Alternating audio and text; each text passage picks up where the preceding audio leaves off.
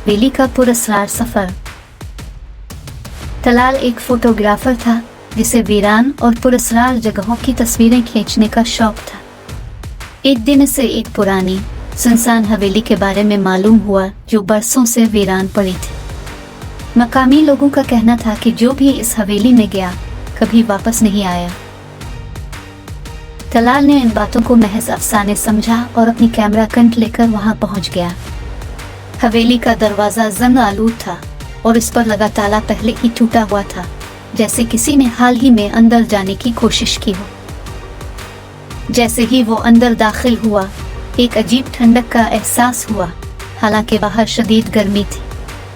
वो आहिस्ता आहिस्ता अंदर बढ़ने लगा और तस्वीर खींचने लगा।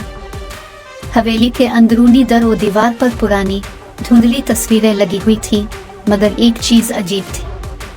इनमें मौजूद चेहरे मध्यम और बिगड़े हुए थे, जैसे किसी ने जानबूझकर उन्हें मिटा दिया हो। तलाल ने एक तस्वीर पर कैमरा फोकस किया और जैसे ही फ्लैश चमकी, से लगा कि वो तस्वीर हल्की सी हिली है।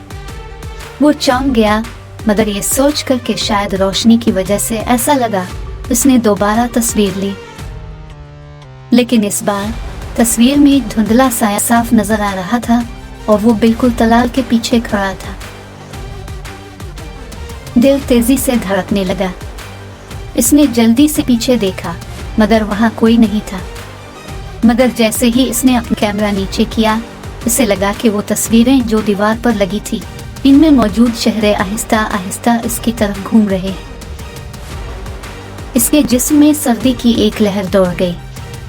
वो फौरन बाहर की तरफ भागा, मगर दरवाजा खुद ब खुद बंद हो चुका था।